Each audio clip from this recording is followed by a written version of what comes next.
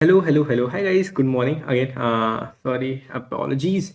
Couple of days, recent couple of days had been pretty hectic and it's gonna be hectic. Again, just an interesting fact. Right now, I'm just gonna show you that how exactly I'm recording right now.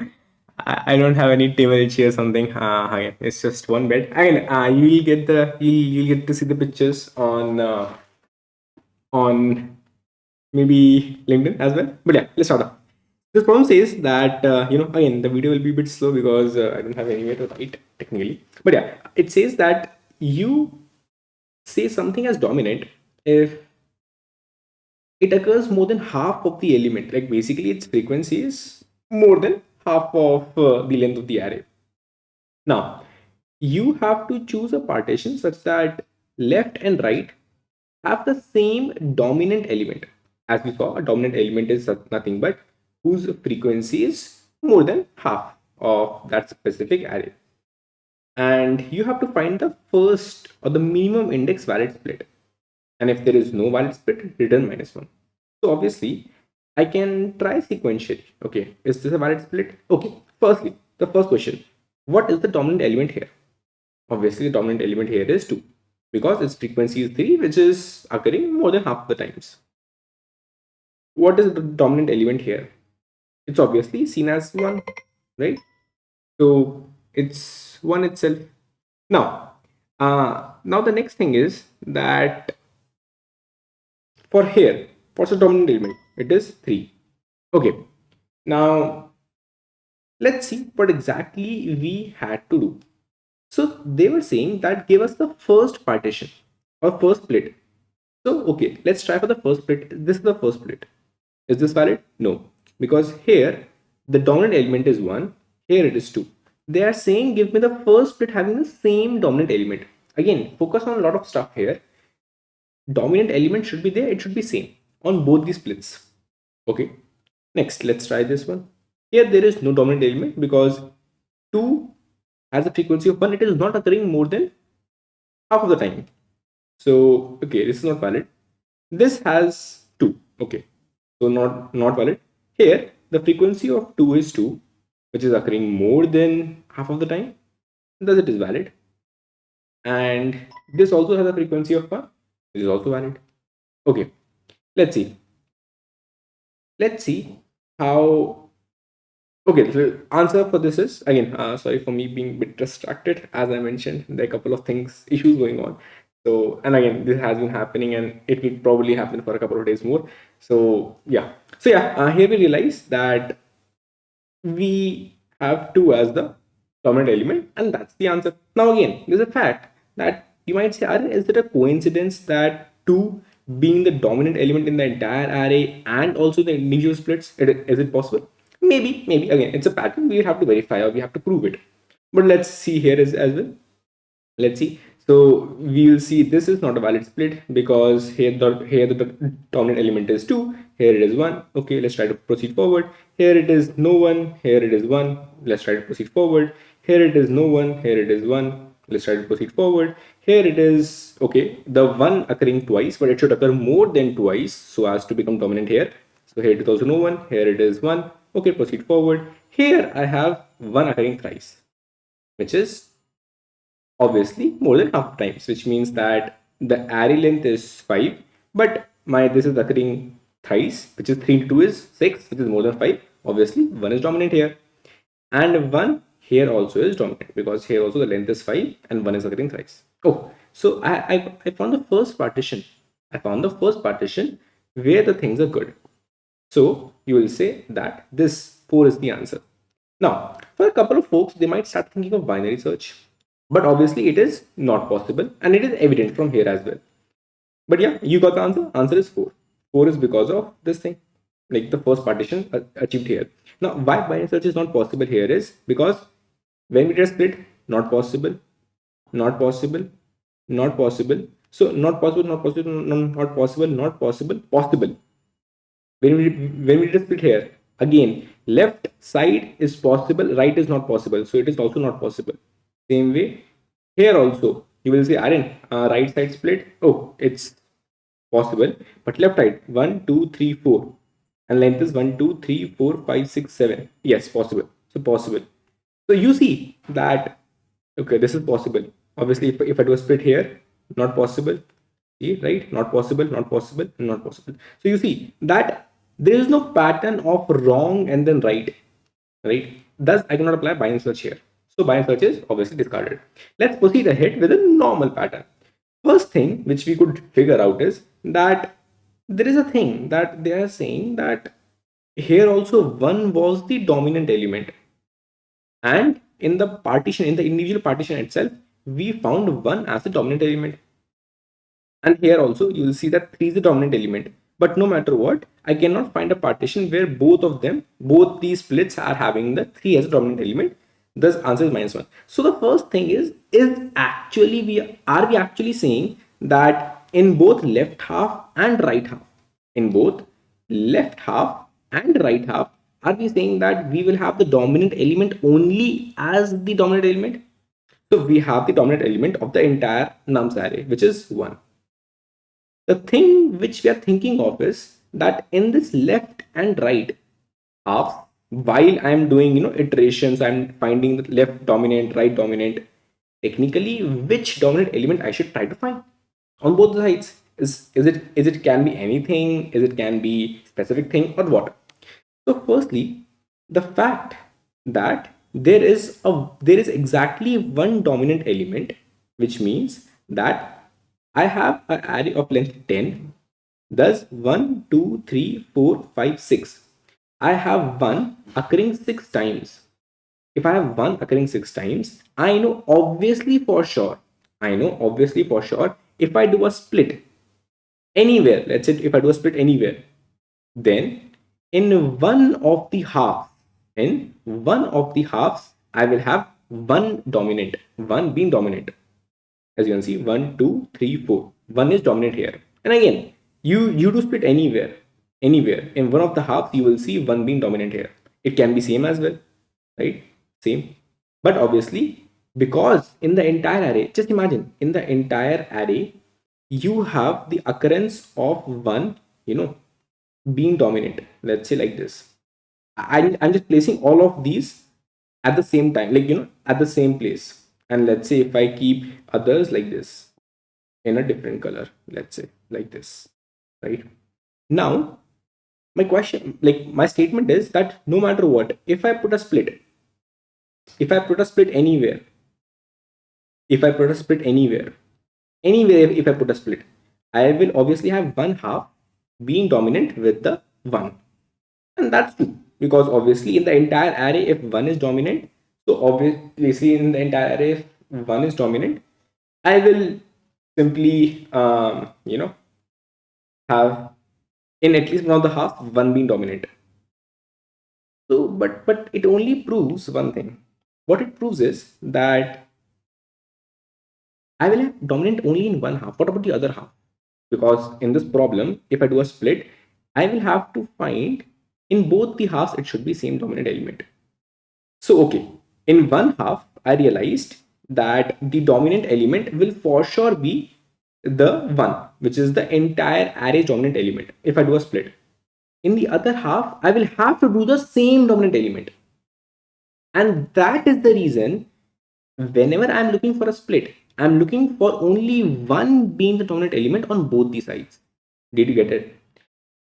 How we approached it is that we saw that there will be only one dominant element in the entire array. Because of this constraint, we realized there will be exactly one. There's not at least one, exactly one. Obviously, at least one is not possible. There's either 1 or 0. So we realize that there's one dominant element in the entire array. Here, the value of that element is 1. So with that one element being dominant, we realized that obviously no matter how I do a split, one portion of the array will obviously contain dominant element. Other portion may or may not contain the same dominant element. But because the problem requires to find the same dominant element on both the sides, I know that one split will obviously contain 1 as a dominant element. So I should obviously try to find 1 only as the dominant element on the other side as well. Okay, so now the problem becomes that I have an array. I will first try to find the dominant element in the entire array. Again, any element which is occurring more than half of the times. So I'll find the frequency. Here the frequency of 1 is 1, 2, 3, 4, 5, 6. Frequency of 1 is 6, because, and if I do 6 into 2, if it is more than the length of the array, which is n, it is 10. That is the reason I am good, right? Okay. So next thing is that you found, again, like you can do it, frequency of 2 is, frequency of 2 is here 1 2, and frequency of 3 here is 1, and frequency of 7 here is 1. So only one is the dominant element here. So I figured out that the dominant element is 1. Okay. Now, when we have found out the dominant element, let's try to proceed forward. The next thing we mentioned is that we will simply go from left to right, and we will try to see that what is the dominant element. Like, what is, again, I know the dominant element is 1, and I'm looking for 1 only on both left and right. So I'll find the frequency of 1 on the left. So let's say frequency left, and then the frequency right. I'll try to find that, and again, I know the total count of dominant element, which is 1 in this case, is 1 2 3 4 5 and 6. So obviously, if left is, let's say, 1, right side will be 6 minus 1, which is 5. So let's proceed forward with finding the dominant element count in both and left and right, and wherever it is dominant both the sides, that will be my answer. Okay, let's proceed forward. So it says the dominant element is 1. Okay, let's proceed. Is it dominant element matching? No, it is not. So let's dominate. It is 1. Okay, now this is matching. No. So frequency of left is 0, right is 6, right? Is it dominant to the left side? Obviously not, because array length is 1, my is 2, so 0 to 2 is not more than 1, so I should proceed forward. Okay, proceed forward. Here it's 1, so okay, it's 1, it will become 5. Is it dominant on the left side? 1 into 2, it is not more than the length of the left side, which is 2. So obviously I should proceed forward. Okay, proceed forward. Again, the length is 1. Here it is again 5, right? Again, 1 into 2 is not more than 3. So obviously proceed forward. Here it is 2, it will become 4. 2 into 2 is not more than 4. So obviously not possible, proceed forward.